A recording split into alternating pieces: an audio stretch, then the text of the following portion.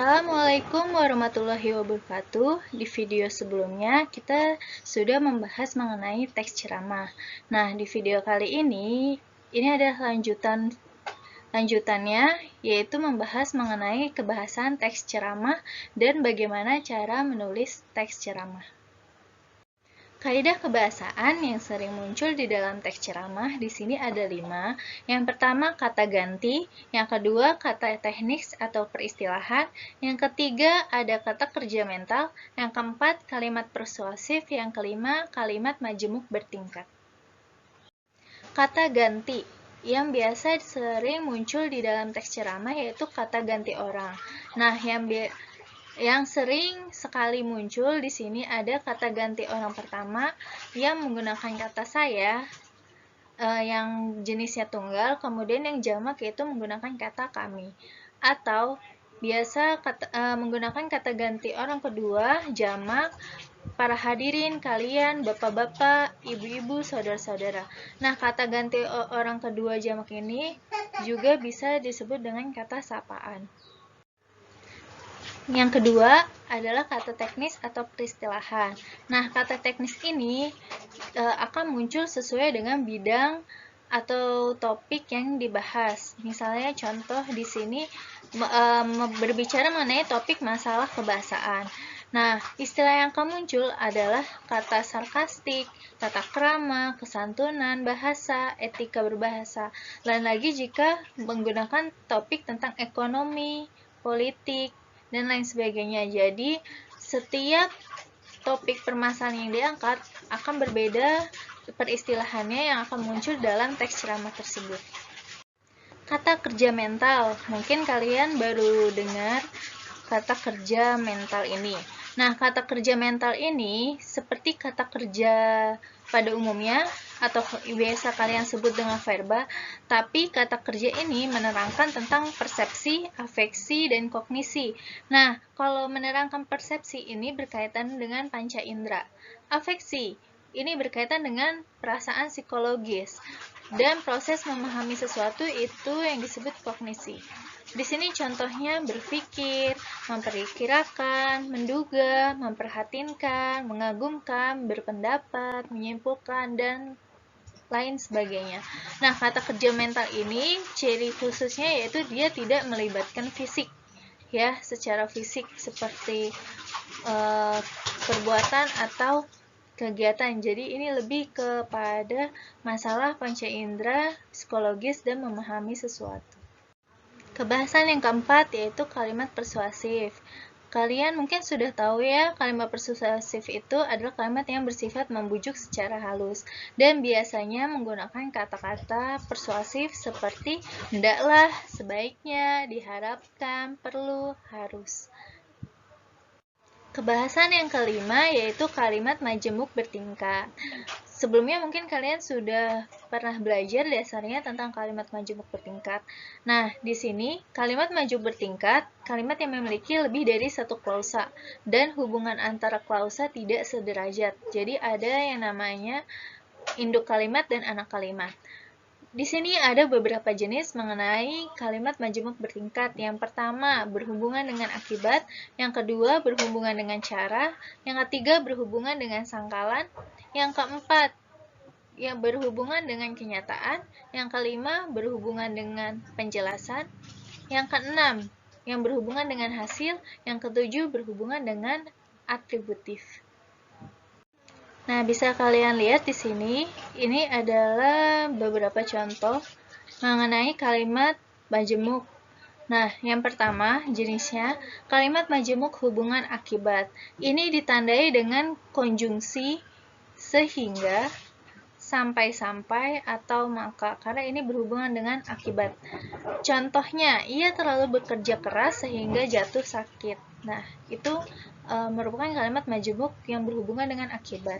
Yang kedua, kalimat majemuk berhubungan dengan cara yang ditandai dengan konjungsi dengan.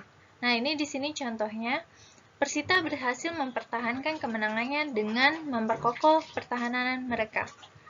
Yang ketiga, kalimat majemuk hubungan sangkalan. Nah, ini ditunjukkan dengan konjungsi seolah-olah, seakan-akan. Contohnya, keadaan di dalam kota kelihatan tenang, seolah-olah tidak ada sesuatu apapun yang terjadi. Jenis kalimat majemuk yang keempat yaitu berhubungan dengan kenyataan. Nah, ini ditandai dengan konjungsi padahal, sedangkan. Contoh kalimatnya, pura-pura tidak tahu padahal dia tahu banyak. Nah, jenis yang kelima yaitu kalimat majemuk hasil, ditandai dengan konjungsi makanya. Nah, contoh kalimatnya, tempat ini licin, makanya Anda jatuh. Yang keenam, kalimat majemuk yang berhubungan dengan penjelasan, yang ditandai dengan kata bahwa, maaf ya, ini kurang lurus, dan yaitu. Contohnya, peristiwa tersebut menggambarkan bahwa ada dua kelompok siswa yang memiliki sikap berbahasa yang berbeda di sekolah tersebut. Nah, itu berupa penjelasan. Yang ketujuh, kalimat majemuk hubungan atributif yang ditandai dengan konjungsi yang. Nah, di sini ada kalimatnya. Contoh kalimatnya, pamannya yang tinggal di Bogor itu sedang dirawat di rumah sakit. Kalimat kedua, istrinya yang datang bersama dia itu seorang dokter. Menyimpulkan isi ceramah. Ada beberapa aspek yang harus kalian perhatikan dalam menyimpulkan isi ceramah. Yang pertama, itu simpulan harus memuat seluruh pokok isi ceramah. Yang kedua, simpulan tidak menyimpang dari isi ceramah. Yang ketiga, simpulan bukan komentar, tapi ringkasan isi ceramah. Nah, kegiatan menyimpulkan isi ceramah ini diawali dari hasil catatan pokok isi ceramah dan membuat simpulannya. Ini adalah langkah penyusunan teks ceramah. Ada 4 langkah. Yang pertama itu, kalian harus tentukan dulu topik teks ceramah yang akan kalian buat. Yang kedua, tentukan juga tujuan kalian membuat teks ceramah tersebut. Yang ketiga, buat kerangka teks ceramah dengan unsur-unsur pokoknya. Kemudian yang keempat, kembangkan kerangka tadi menjadi sebuah teks ceramah yang sesuai dengan struktur dan kebahasaan teks ceramah. Nah, tadi langkah pertama dalam menyusun teks ceramah yaitu tentukan topik dalam teks ceramah. Nah, topik ini adalah pokok pembicaraan dalam teks ceramah tersebut. Di sini ada beberapa topik. Yang pertama, tentang masalah pendidikan budi pekerti. Yang kedua, tentang peristiwa aktual. Yang ketiga, tentang pengalaman pribadi. Yang keempat, tentang isu budaya. Yang kelima adalah permasalahan sosial, dan terakhir yaitu permasalahan remaja. Nah, yang kedua, tahap 2 itu adalah menentukan tujuan teks ceramah. Nah, tujuan ini adalah maksud atau arah yang akan dituju. Di sini tujuannya terbagi menjadi 3. Di sini ada tujuannya untuk memberitahukan atau bersifat informatif. Yang kedua, memengaruhi atau bersifat persuasif, dan yang ketiga menghibur atau bersifat rekreatif. Tinggal kalian ingin tujuan teks ceramah kalian itu sifatnya kemana, apakah informatif, persuasif, atau rekreatif. Langkah yang ketiga tadi adalah membuat kerangka teks ceramah. Nah, kerangka ini bisa kalian susun melalui langkah berikut ini.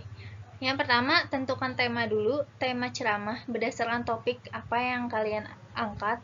Yang kedua, itu tulis pokok-pokok isi ceramahnya tersebut. Yang ketiga adalah kembangkan pokok-pokok isi ceramah menjadi paragraf-paragraf terpadu. Kemudian yang keempat, itu pengembangan kerangka teks ceramah. Nah, pengembangan ini ada beberapa langkah juga. Yang pertama itu kembangkan kalimat-kalimat gagasan pokok yang telah dicatat menjadi paragraf-paragraf. Yang kedua, susun paragraf menjadi susunan atau struktur teks ceramah yang berisi pendahuluan, isi, dan penutup. Nah, itu sesuai dengan struktur teks ceramah. Yang ketiga, cermati kembali hasil susunan ceramah dan revisi jika ada kekeliruan, baik itu dalam ejaannya, tanda baca, maupun konstruksi dalam kalimatnya. Terima kasih untuk kalian yang sudah menonton video ini sampai selesai. Semoga materi ini bermanfaat untuk kalian. Cukup sekian. Wassalamualaikum warahmatullahi wabarakatuh.